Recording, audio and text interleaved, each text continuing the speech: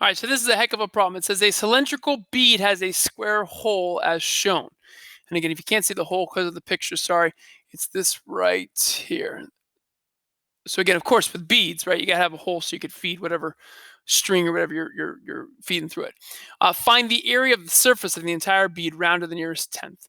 So when the first time I did this, I was tricked. So the surface of this bead is, of course, the lateral area that has this design, the ends, which are two circular bases with squares cut out, but then you have the inside lateral area of this square prism.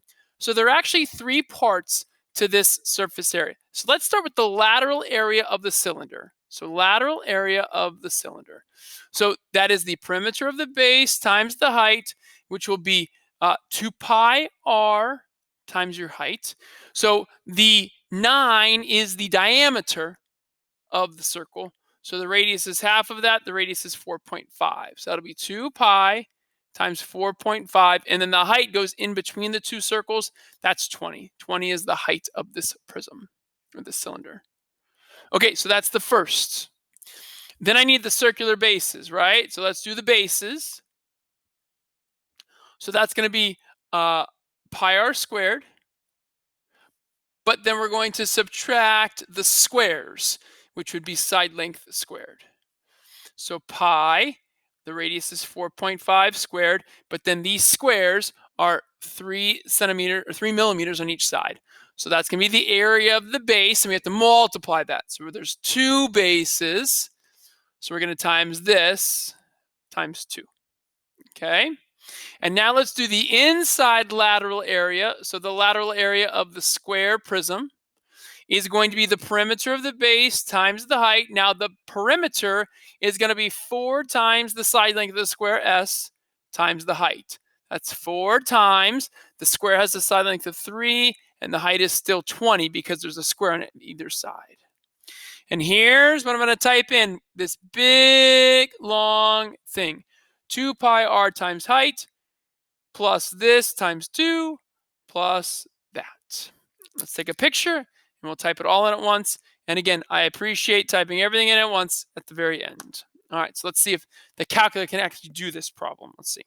So 2 pi times 4.5 times 20. That's the lateral area. Plus, I'm going to do 2 times pi times 4.5 squared minus 3 squared.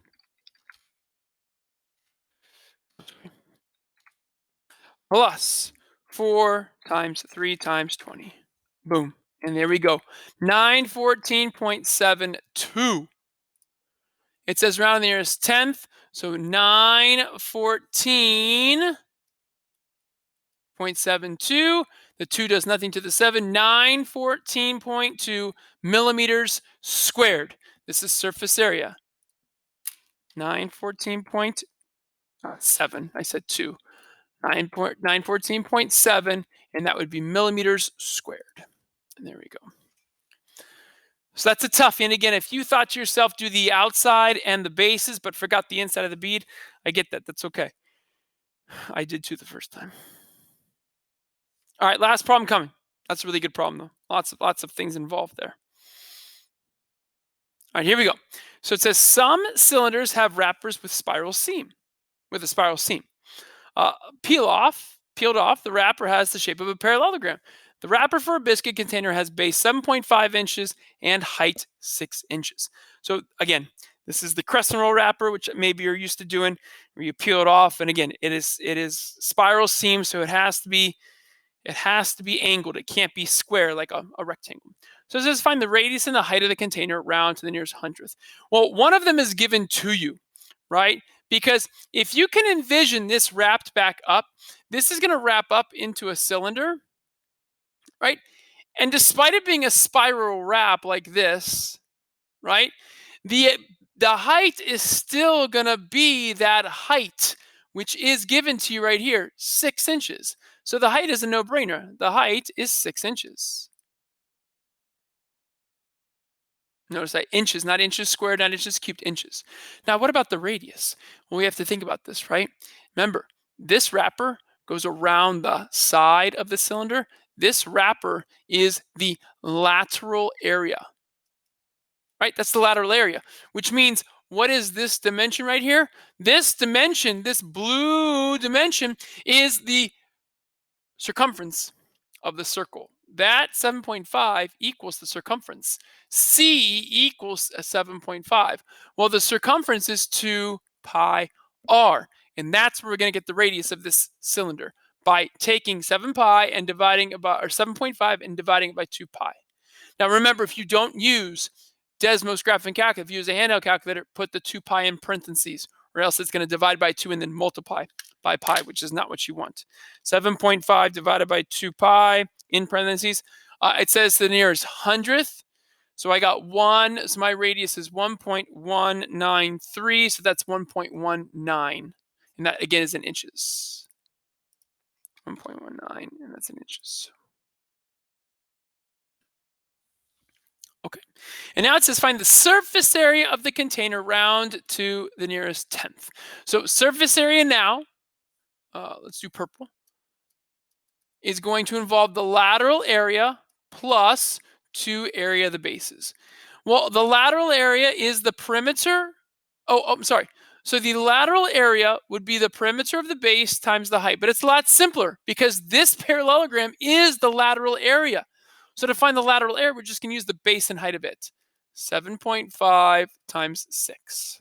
All right, again, 7.5 is the circumference. So it's the circumference times the height, but plus 2, and now the base area is pi r squared. So pi, the radius is what we just found, 1.19 squared. And this is what I'll type into Desmos graphing calculator to get my total surface area. So 7.5 times 6 is the lateral area, plus 2 times pi, and then r squared times 1.19 squared. And there we go. And I think it said around the nearest tenth, right? So 53.89. If my surface area is 53.89, the 9 does round the 8 up to a 9. So 53.9, and that would be inches squared. 53.9, and that would be inches squared. And there we go. All right, so again, surface area can be a little more difficult, but again, just think it through, use the formulas. All right, have some fun, ask questions if you have them. All right, see you next time.